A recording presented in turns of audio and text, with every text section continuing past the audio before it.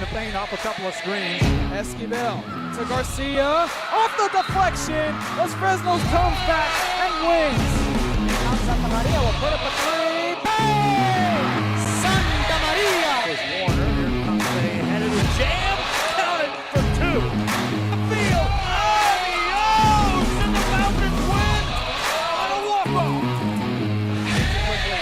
And it's saved. What a game. What's this? Smack to the left. That is gone. Rob for Perez. That's my play. Off the backboard. Count it. And a win. And a win. Brian Perez wins the game for the Santa Rosa Warriors, and they go nuts. And why not? Welcome one and all once again to another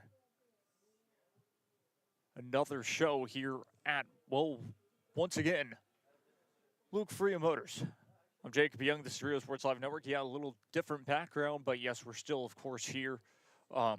It's a big day at, well, Luke Fruia Motors. It seems like they have a lot of cars even in the showroom, which is very awesome to see. And so, I mean, as a car enthusiast, I couldn't basically be any more psyched, any more thrilled to be here, just because I'm around cars, and that's always great. But of course, yes, we're going to talk about sports. We're going to do all of that. We're going to talk about what's coming up here on Rio Sports Live Network and all of this. Well, one thing, of course, two things to mention as well. Well, happy Women in Sports Day. That is, of course, the 4th here today, the first Wednesday of February. Guess what that means? It means it's National Signing Day for college sports, mainly for college football. But as, of course, the years have gone on, this day has meant has a little less prestige than it normally would have. The reason, of course, being for NIL, early signing day. Basically, the early signing days, to be exact, have kind of hindered this day in a way. It hasn't made it too bad. There's still, of course, signees that have not signed their letter of intent to play, have only verbally committed to some places, and now they get to officially sign here today to their schools. That's, of course, another big day in general. It just means a little less because of the fact that a lot of players have already signed. They already signed about an hour, they already signed about a month, 2 months, 3 months before around, I believe, the August deadline that they had for early signing day, or somewhere around that time frame, basically. So very exciting indeed. But we still have a lot to, of course, talk about. And breaking news out of yesterday, basically, one of the things to talk about was Lindsey Vonn. And why do I bring her name up into this? Well, the Olympics, of course, are starting this weekend.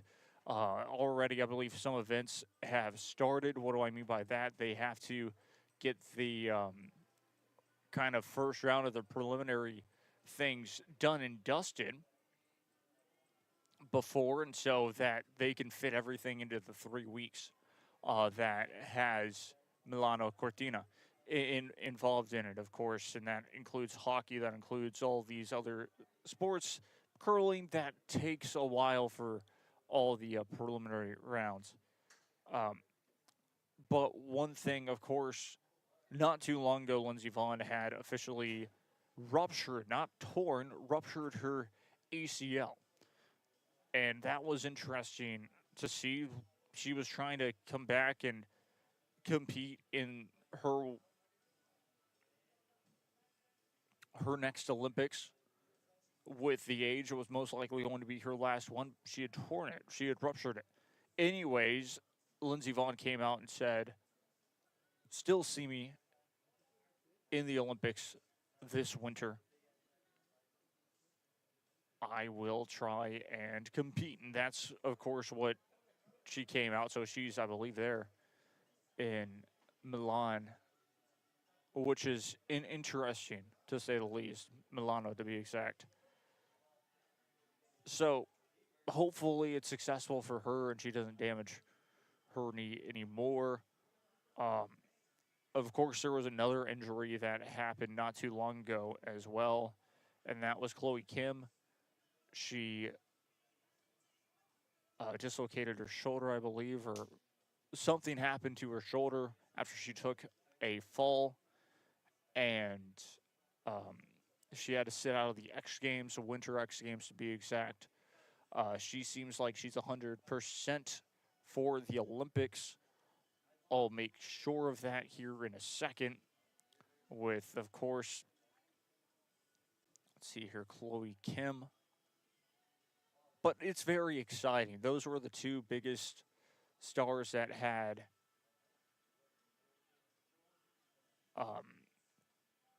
basically that had problems where they took a fall or anything like that.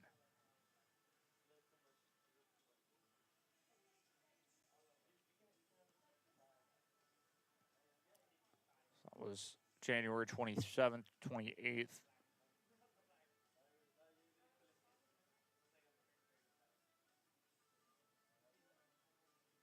And yes, I believe that she may be up there. Let me just, of course, triple check. Starting off the show a little slow here today, but we will speed it up and everything will be covered. There's still a lot to talk about. I want to get to, of course, March Madness. I want to talk a little bit UTR TV basketball because that's exciting right now.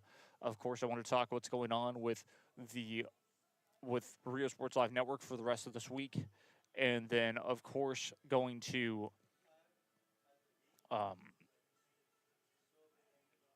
potentially giving my Super Bowl prediction.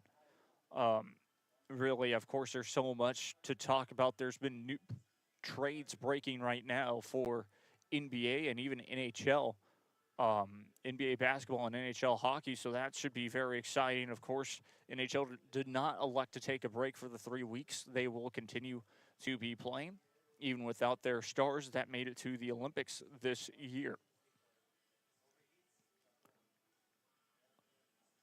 So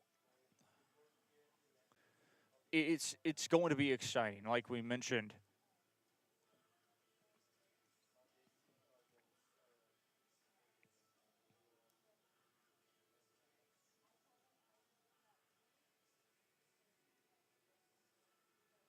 So yes, indeed, I can confirm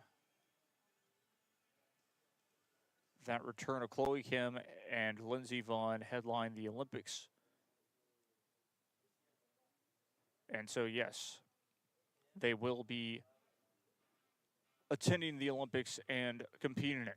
Now let's go on to, of course, what is going on with Rio Sports Live Network for the rest of this week. Should be exciting.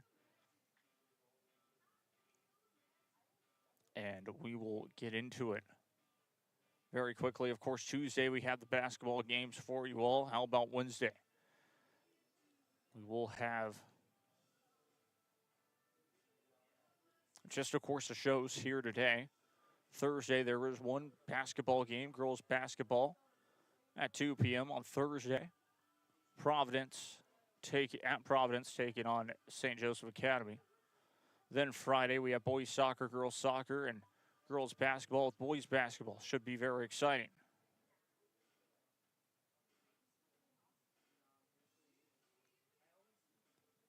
Harlingen, at Harlingen, they'll take on Brownsville Veterans Memorial. That's this Friday. That's both boys and girls soccer, 5:30 and 7:30 p.m.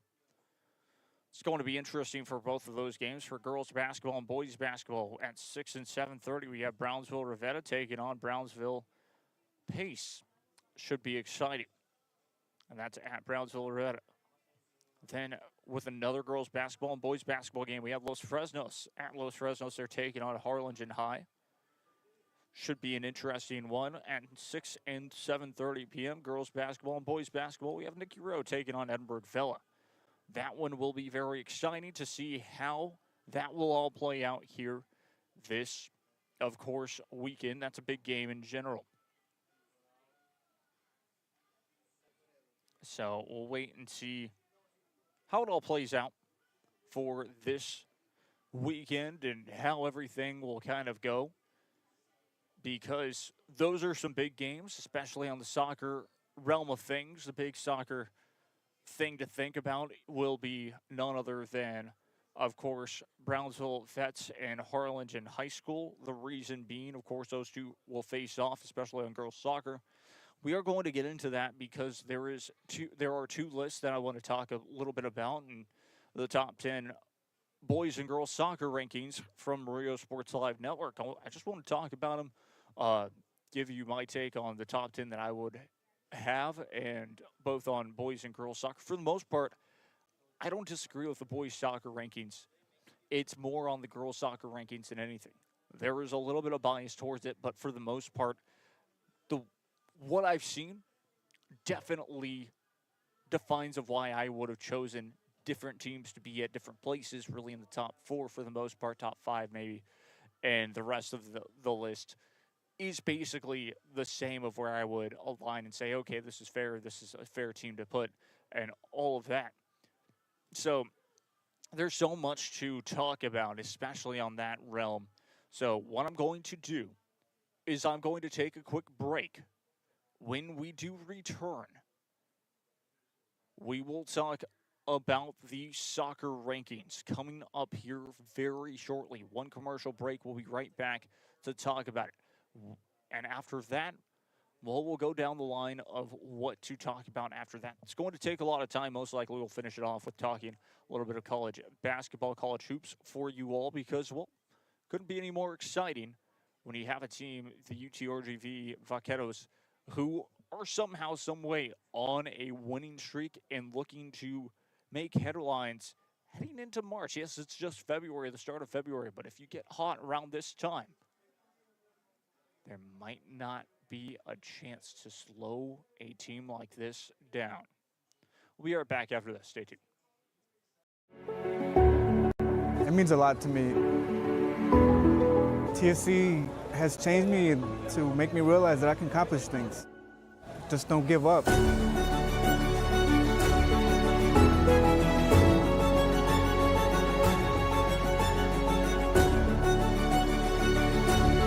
come a long way from where I was to what I am now, and there's no limit to where I'm going.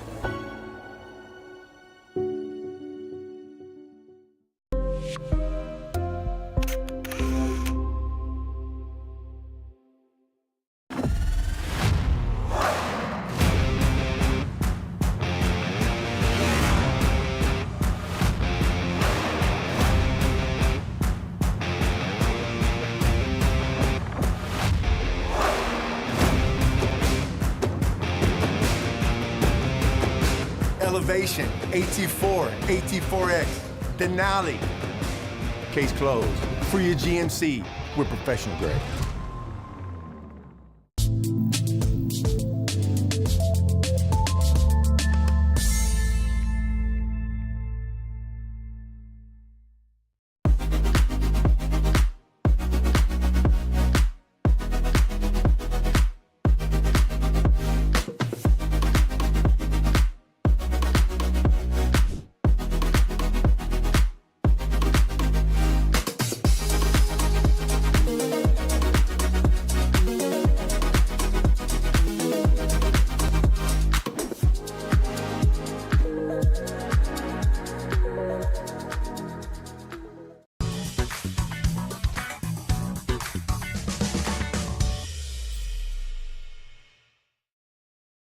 I fell on a loose towel at the grocery store, and now they're saying it's my fault. Do you think you could help? Of course I can help. You should be focused on feeling better.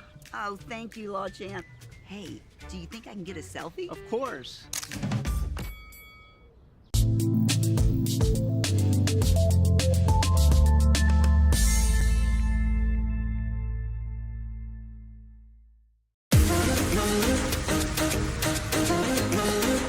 This summer, settle in and reconnect with one another. South Padre Island has so many great places to stay. Condos, resorts, and hotels. Oh my! Book your summer getaway today. And start making memories poolside with the people you care about most. Visit SoPadre.com.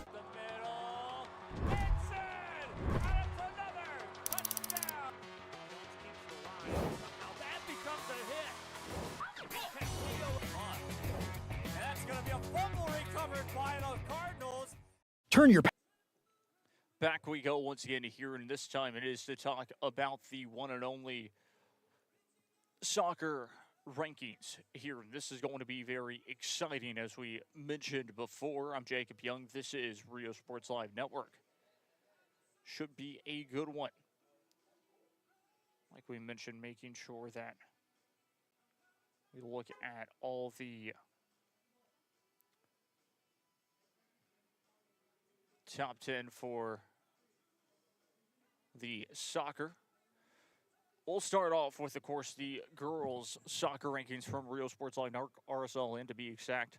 And this is what Rio Sports Live has put out for the top 10. We'll start it off. Harlingen High at number 1. Number 2 is McAllen Memorial. Number 3 is Brownsville Rivetta. Number 4 is McAllen High School. Number 5, Edinburgh North. Number 6, Wesco High. Number 7, Edinburgh Vella. Number 8 is Nicky Roan. Number 9 is Harlingen South. And number 10 is Mission Veterans. Now, I go back to this and I say, for the most part, I do agree with this list. It's really where the top 5 kind of come into play. I think 5th place, yes, you do keep Edinburgh North kind of at that 5th place. But right off the bat, 1 and 2, Harlingen High are ranked 1st and McAllen Memorial are ranked 2nd. It's been like this since the start of the season, from when RSLN had started this list, is what it seems like. And I just disagree with at least the first 2 teams, and the reason, of course, being McAllen Memorial would be 1, and Harlingen High would be number 2. They did play against each other in a preseason friendly. That was around Christmas time. What does that mean? Neither side has their full roster on vacation, all of that. So you look at it, you cannot base anything off of that game. You cannot, because it doesn't count towards any records. And that's the truth. And so McAllen Memorial, of course, I did the calculations, of course, yesterday before the games that they played for both teams, or, well, really for McAllen Memorial. And McAllen Memorial did score more goals, of course, last night in their match against PSG North. But without those goals, the goal differential for McAllen Memorial was about 53, 54. And Harlingen High is about 56. Then you look at the team comparisons of who they've played in all of this. And for the most part, yes, McAllen Memorial have gotten to play against good teams in their district. Harlingen High have not played in their district just yet. Now, that doesn't take away the fact that both teams have played in prestigious tournaments throughout the, of course, regular season beforehand. And the teams, of course, that both teams have gotten to play against have been San Antonio schools and over really around those areas to Austin, which proves a lot that both of these 2 teams, they were able to win. Let's talk about, of course, McAllen Memorial and their ranking, and their McAllen Memorial girls soccer and their record. Basically, yes, of course, they're 7-0 in district. They're 1st overall, and they were 12-0. They are 12-0, I should say. Not were. They are 12-0. Beating Harlingen South High School 4-0. Beating Edinburgh Economies 7-0. Beating Los Fresnos, the Lady Falcons, 5-3. Beating San Antonio J 9-3. Beating Edinburgh North 6-1. Beating Cherryland High School 4-0.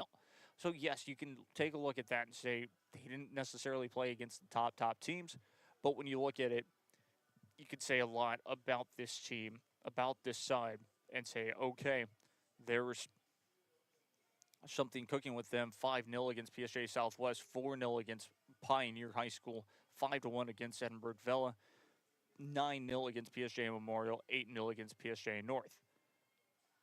Their next matchup coming up here, they don't play this weekend, I don't believe. They might actually.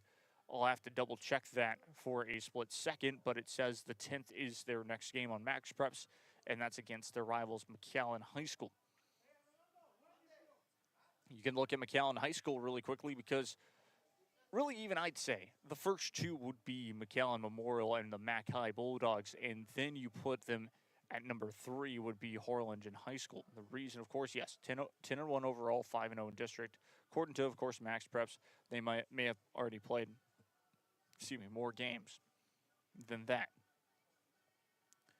But yes, of course, they ended up beating PSA Memorial, so they're at least 7-0, if any, or at least 6-0, if anything, in district.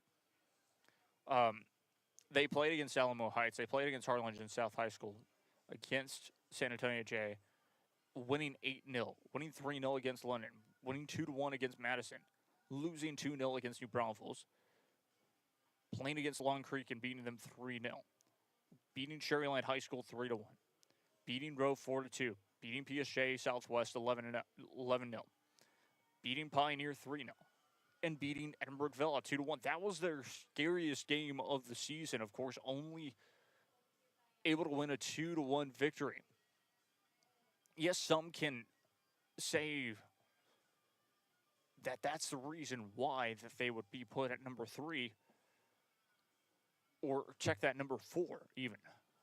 But I myself see when Mac High get hot. And every single year, that's how they start off their season. They only get stronger. Mac High Bulldogs, even though they sit at 4, I would take them as number 2. I would put Harlingen High at number 3. Then I would put Rivetta at number 4, because I believe that is fair for Brownsville Rivetta to be the 4th best team. Harlingen High to be at number 3. And the reason, of course, I always go back to it, is Harlingen High School and the girls' soccer team.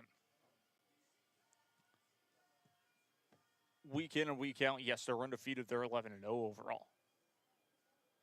You look at the teams that they beat. They beat Rivetta 7-1. They beat Vela 5-0. They beat Callan 8-0. They beat Pioneer 9-0. They beat Alexander 8-1. They beat Midland Legacy 3-1. They beat Johnson 2-0. They beat Lake Travis 1-0. They beat Sherryland High 6-0. They beat Edinburgh Economy 7-0 and Edinburgh North 6-1. There's not a lot of difference, is my point, on both of these two schools, on all 3 of these schools, and who they played and what the score lines have been. And that's where I can get at and say, sure, it's fair for the 2 teams to be 1 and 2, but you flip it. Kennedy Kaiser as well for McAllen Memorial. This is another fact of why McAllen Memorial should be number 1. Kennedy Kaiser just broke the record, the all-time goal-scoring record in the Valley for the most goals scored. Was held by a Sherryland High soccer player about a couple of years ago, if I'm not mistaken. So that's where I come from. It's fair for 1 and 2 to be McAllen Memorial, and then to be Mac High, and then to be Harlingen High School for just a weekly. All 3 are undefeated, technically, in their district at least. There has been 1 loss for the Mac High Bulldogs. I see where you can put Mac High at number 3. And you can even put Harlingen High at number 2. I don't see how Brownsville Rivetta should be number 3 when you can look at the records and say Brownsville Rivetta have more losses. And against teams like Harlingen High School, and against teams like La Jolla High School, losing 1-0 in the regular season, losing 1-0 to San Benito. That is not a third-place team in district, or in the Valley. That's just not. This is the fairest thing right here. 11-3-3 overall for Brownsville Rivetta girls soccer. They're 6-0 in district. They're first in district play.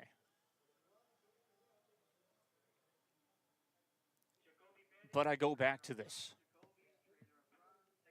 because I feel it is true. The top 4 teams in District 31 5A.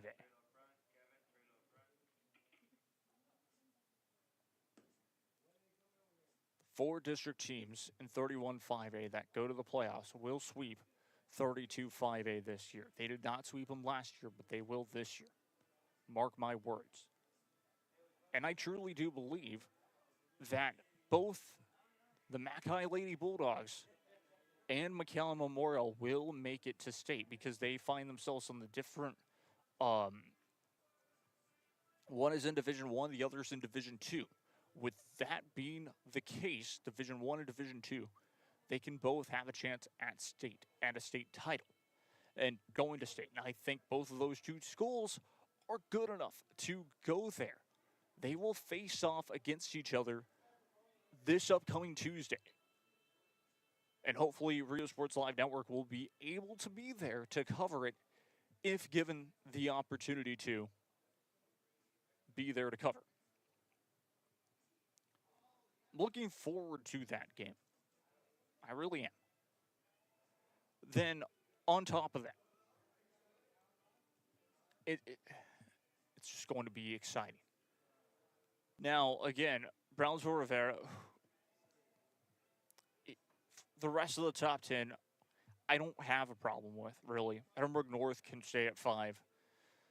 Westago High at 6. Edinburghville at 7 is a little disrespectful, but at the same time, they have lost a couple more games ahead of Nicky Rowe. That'll be interesting. They play each other this Friday. That will be the difference between the 7 and 8 spot right there. Harlingen South, about 9. They can stay there for now. And Mission Veterans at 10. Well, Mission Vets, as simple as that. They have to win, and they have to win more convincingly for myself, for me to even say that they would be at the top to 7th place, potentially. But that's just me. That's on the girls' soccer side. And I've been talking a lot about this, but like I mentioned, that's on the girls' soccer side. The boys' soccer side now caught a couple of people off guard, which is funny. Progresso ranked 1st. Sherryland Pioneer ranked 2nd.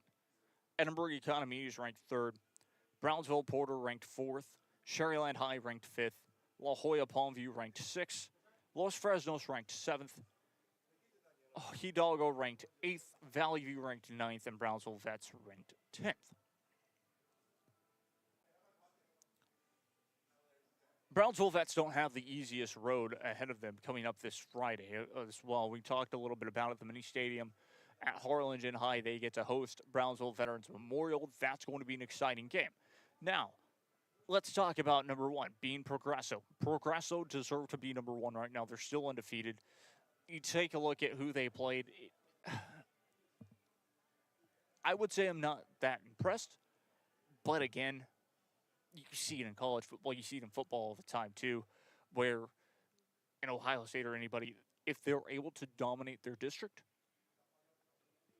they should be number 1. Scoring 23 goals against a team, that's fair.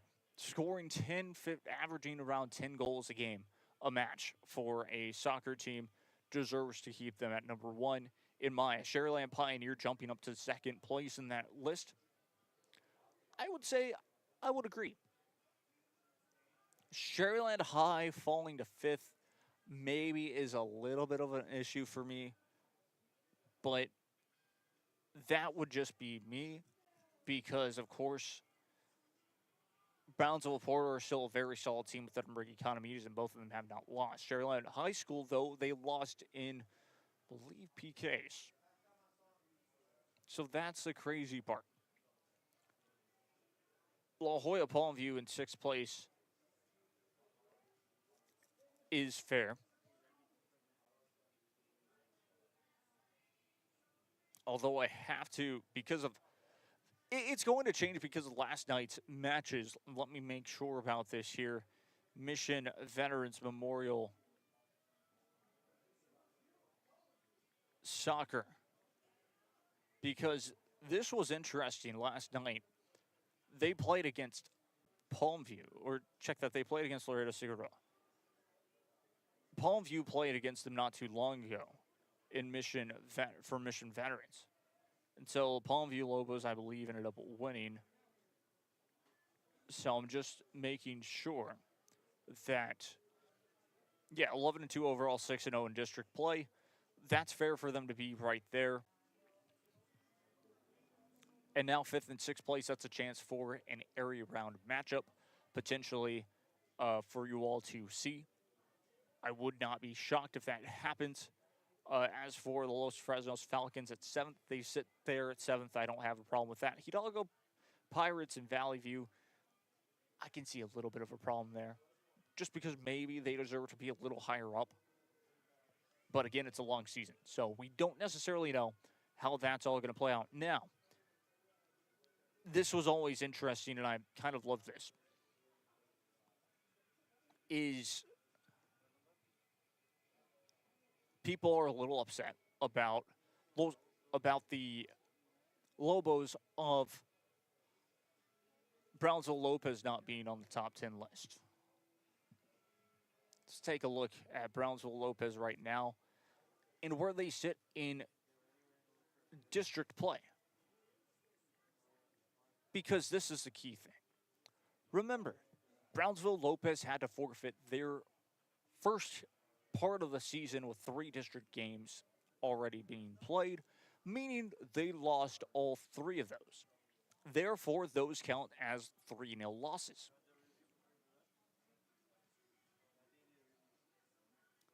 They are now officially 3-10 overall, 3-4 in district. They find themselves in 6th place in the district standings. Brownsville Porter are first. Brownsville Rivera are second. Harlingen South are third. Donna North are in fourth, with Wesco East in fifth. Brownsville Lopez are in 6th place at 3 and 4.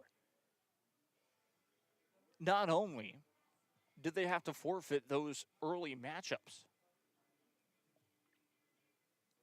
but now 3-0 victory over Brownsville Pace, 8-1 win over Wesco East. Here's a key thing. They lost in PKs to Harlingen South High School and won versus Ed Couch Elsa. Therefore, with Harlingen South High School in that loss, that's another district loss on top of their 3 district losses that they had to forfeit. It's 4 district losses. That is not a top 10 team in my eyes in any stretch. Take away the 3 losses in district by the forfeit with the loss against Harlingen South High School. I would take them off of the top 10 in that district or in the RGV boys soccer rankings because of how dangerous the RGV is in soccer this year. There's a great chance for a state championship in boys soccer to come back this year in the RGV. It can be Valley View, it can be the Pirates of Hidalgo, and it can be Progresso. For a while there, I was saying Sherryland High School, but again, they played against their rivals. There's still a chance, as in like 5th place in the Valley, that's completely fair with that loss. I would say I think Sherryland High will learn a lot from that. They normally have 1 loss in their regular season, and they've made it pretty far, even as a 2 seed, a 3 seed in their district. With that being said, there's still a chance of them going on to play in a district, or in a district to get the district championship, I should say, and on top of that, to potentially go to state as well. Those are that's where I stand.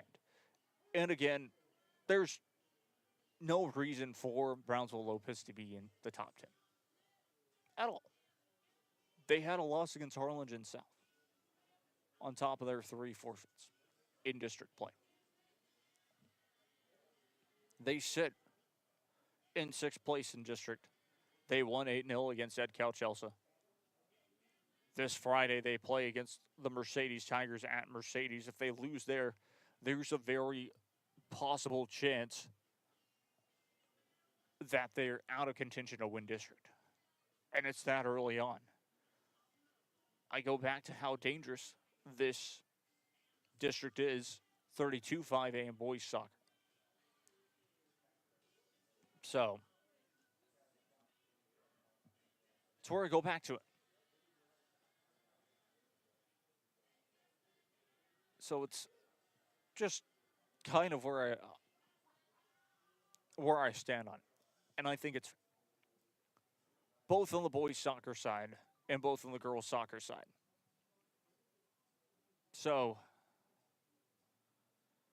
I don't know. It's going to be exciting. We'll see how it all goes. We'll be right back after this. I'm Jacob Young. This is Rio Sports Live Network. Stay tuned. Texas Southmost College. Our automotive technology program will train you in everything from maintenance to full vehicle systems repair. Earn a certificate or associate degree and get certified to work as a C maintenance or B-level technician. You'll be guided by seasoned instructors who have decades of real-world automotive experience, helping you get ready to roll into the industry. So take the wheel and apply today at tsc.edu.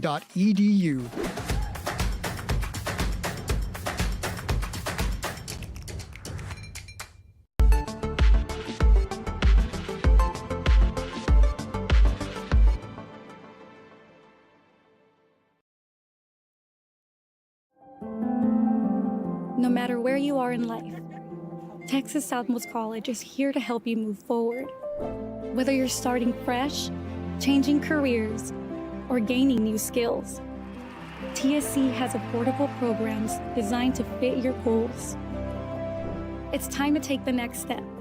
Think big. Think bright. Think TSC.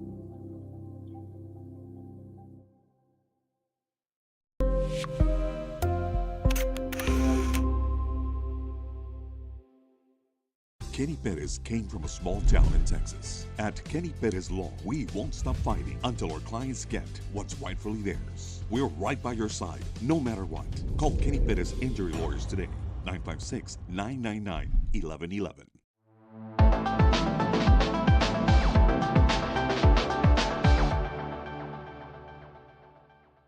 Permatemp Personnel Services has been servicing local businesses for the past 29 years. Leave the hiring to us. Let us become your personal hiring guru. We have a network of skilled employees to fit your needs. Your success is our strategy. Don't hesitate, call us now.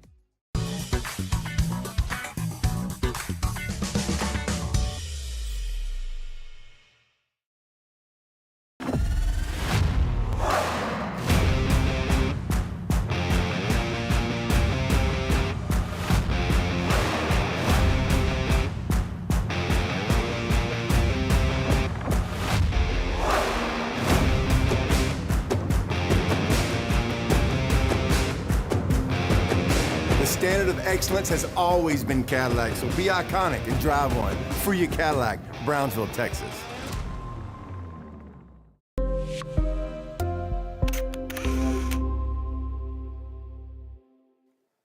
Back we go once again to hear from Luke Fruia Buick GMC and Cadillac off of the expressway of Brownsville. It's going to be another exciting show. Of course, I'm Jacob Young, the Rio Sports Live Network. And, I mean, we just talked about, of course, the soccer side of things. That was a fun, of course, topic to discuss because there's still a lot on it. This Wednesday has been filled with a lot of breaking news, and I didn't get any during the commercial, but, of course, if you haven't been keeping up with it, there's been trades happening all across the NBA as well, which has been interesting to say the least. Chris Middleton is now going to be none other than a Dallas Maverick, which is something pretty crazy in general to think about. That was a blockbuster trade that had Anthony Davis traded away. The trade that started everything, of course, being traded from Los Angeles as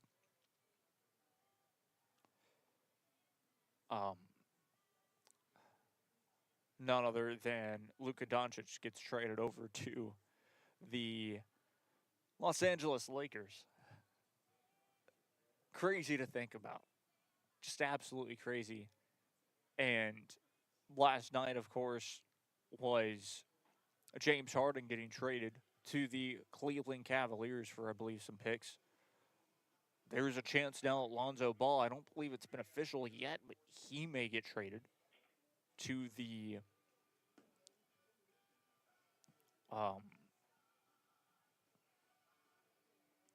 he may get traded over to Charlotte to join up with his brother Lonzo, or LaMelo. I always get those two confused. The names confused, I should say. And so there's a lot of NBA trades going on, which is pretty interesting to say the least. But gives me a great segue into talking basketball, but college basketball here. And why do I want to talk college basketball? Well, it's simple. It's February. It's the first week of February. And I'm looking forward to it because this is the interesting part. We're getting closer and closer to March Madness and all of this, and February is where we normally start to see a little more upsets throughout the season. Texas A&M plays this Wednesday. They face off against Alabama. Let's dive just a little bit deeper into the beautiful side of the bracketology. So there's, of course, net rankings. There's all of this. UTRGV as well. They won their game on Monday. They face off in New Orleans this weekend to see if they can extend their winning streak this time on the road. And so it's very exciting. So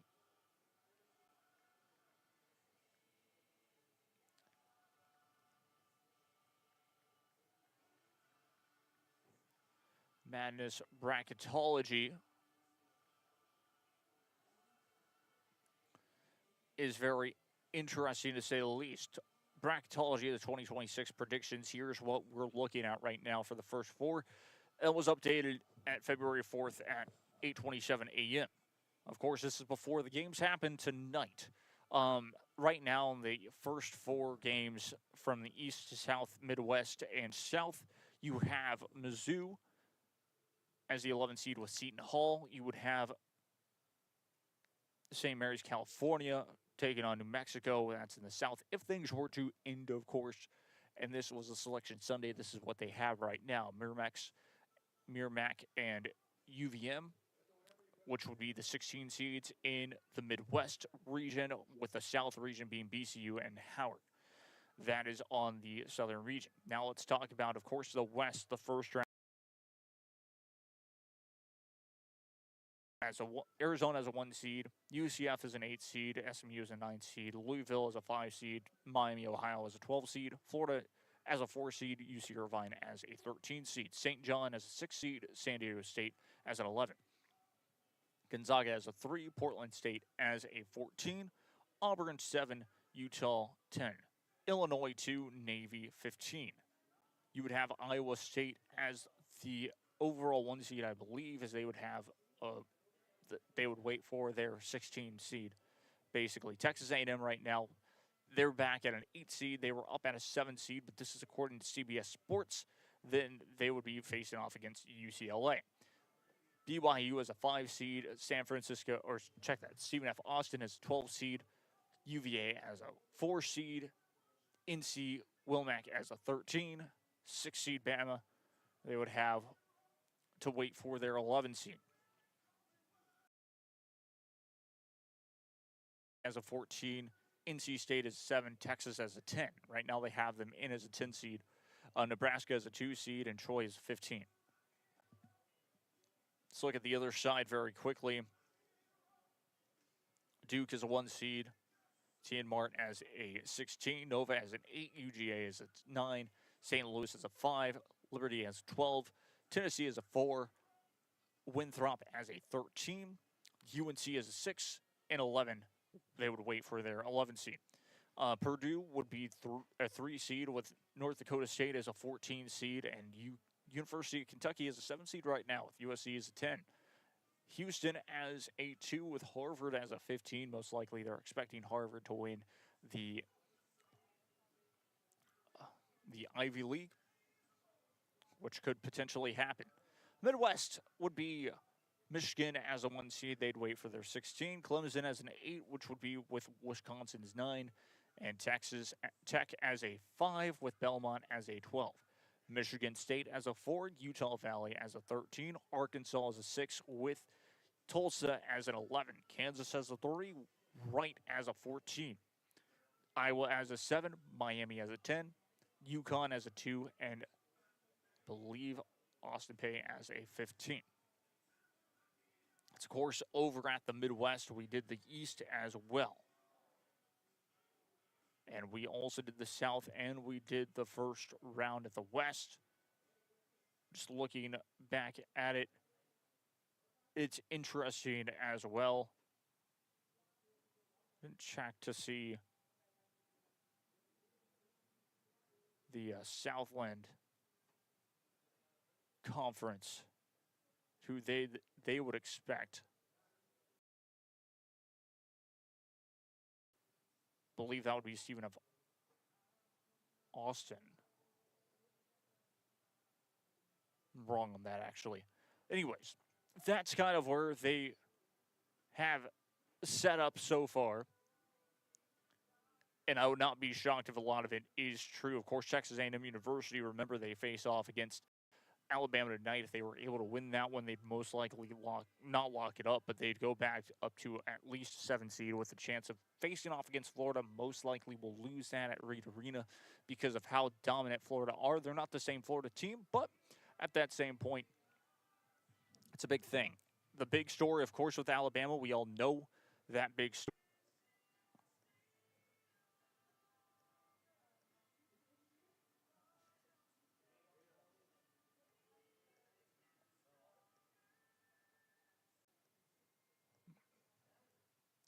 We'll take a quick little break. Stay tuned. Explore a pirate ship.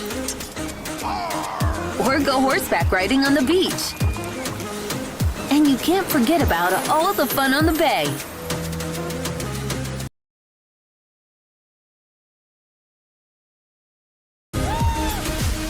Book your summer getaway today. Visit SoPadre.com.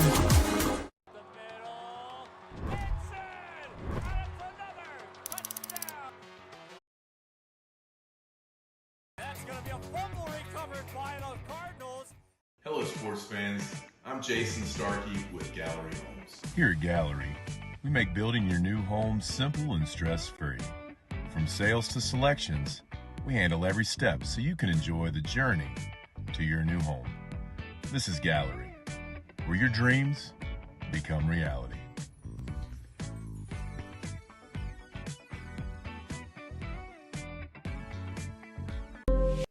Back we go once again here. So back to what I was saying. The big story with Alabama and their Crimson Tide basketball team has been a fun story to follow. There was an NBA player, an NBA G League player who ended up deciding to leave the NBA G League, and the NCAA approved his eligibility for a couple of games. And, of course, they were still battling it out, going to court, and he was eligible to still play. There's another court date before he's eligible to play again, and that is tomorrow, the Thursday, after Texas A&M faces off against Alabama. So he'll still be in the lineup to play, which is pretty interesting, to say the least, on that whole thing, how an NBA G League player will be allowed to face off and play this upcoming, basically this whole entire season. It's been very interesting, to say the least. We go back to it, though. Texas A&M, their style of basketball play has been very interesting. The way that they do full court pressure and don't have the size advantage at all of any team. The rebounding has been stellar for their size. Hitting their free throws, they miss about one free throw per game, which is honestly pretty stellar, to say the least. Full court pressure, you normally see that a lot more in high school basketball, but it works out almost perfectly for this team when they hit their threes and have been successful. So it's going to be exciting to see how these two squads match up against each other. Of course, Alabama coming off of a loss on Sunday. They lost against none other than the Florida Gators, too. Florida Gators look very unstoppable. They do not look necessarily too beatable, to say the least, but you never know. It is college basketball, and that's what makes it very, very fun.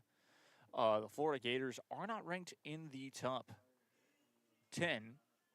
The reason, of course, being that they just have had a little bit of a tough start to their season. They lost a couple of close matchups against very difficult teams.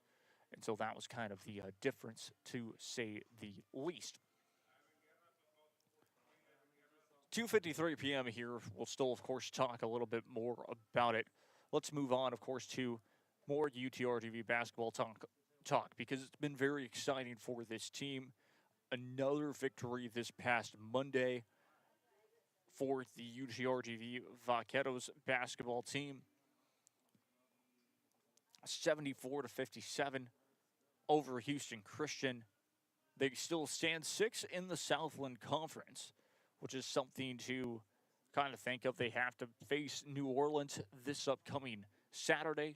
A win there would secure them into at least 5th position compared to, well, what Texas A&M Corpus Christi do this weekend as well.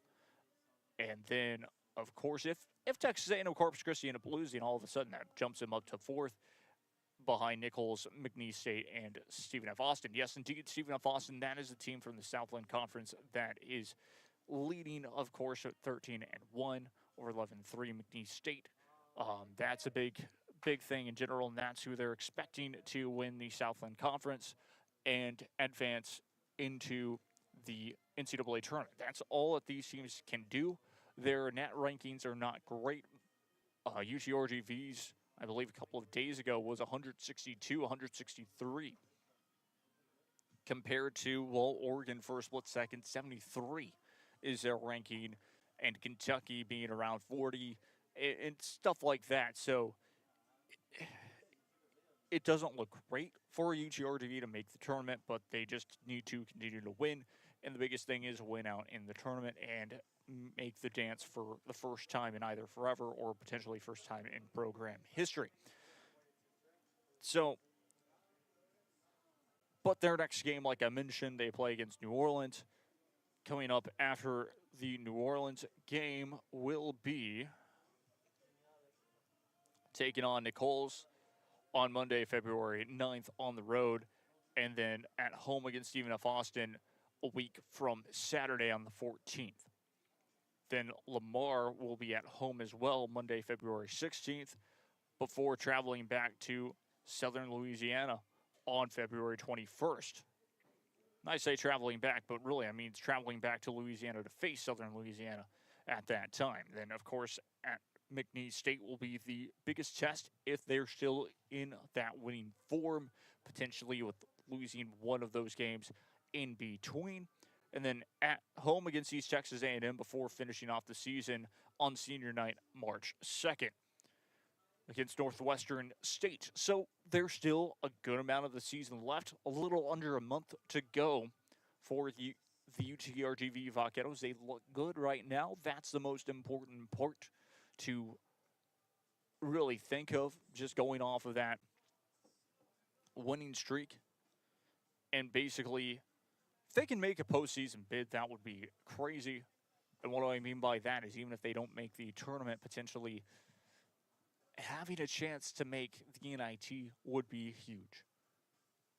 that really means that they do need to win out for the regular season to potentially do that. But in the end, this is a good building block for the UTRGV Vaqueros. What is hindering them, as we all know, is the NIL. Name, image, and likeness. Players want to be paid to go to UTRGV, so even the transfer portal, they are struggling to grab players over there. Kind of goes the same for a lot of other sports, too, that don't necessarily have the biggest budget for those sports. So, very exciting.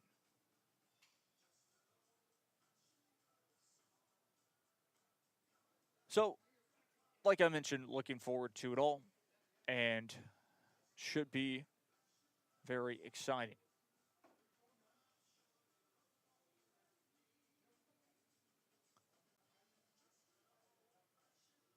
Now, moving on again, as we go back to it, there's not much else to really talk about. I guess I could talk about this tonight. Is the cookout, it's supposed to be the cookout clash for the NASCAR Cup Series. Here's a fun fact about it. They tried to have it on Sunday. It was snowing all weekend long in North Carolina. They had to postpone it and pushed it all the way. They tried it on Monday and then all the way to Wednesday. Cars, I believe, a couple of cars were on track right then, but the biggest thing to look at has been the weather. And let me pull up the weather here for you all, Bowman Gray weather. This Wednesday at 8 p.m. now. So the race is supposed to start at 6 p.m. Eastern time. By 8 p.m., it's still a 30% chance of precipitation, most likely snow. That's what's happening right now. It's gotten a little less. There is still a possibility that that may happen. At worst, sleet. So, I'm interested. I'll be tuned in. Hopefully it stays away. But at the drop of the green flag, it's expected to be 38 degrees Fahrenheit. Better than 13 degrees Fahrenheit where it once was at one of the days where they had all the snow cleared, but it was still going to be freezing. We'll wait and see how that all plays out because I'm excited to watch and see how it all goes. So,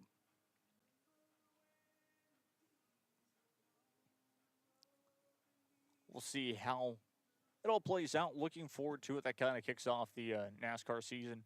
And they'll be back, of course, a week after the Super Bowl on Fox for the Daytona 500. Last thing to, of course, talk about is who my Super Bowl pick is going to be and a couple of things as well. First off, I think that the Gatorade color will be purple. I love that thing so much. People started to bet on it. But now I don't bet. And I was just thinking, what will it be?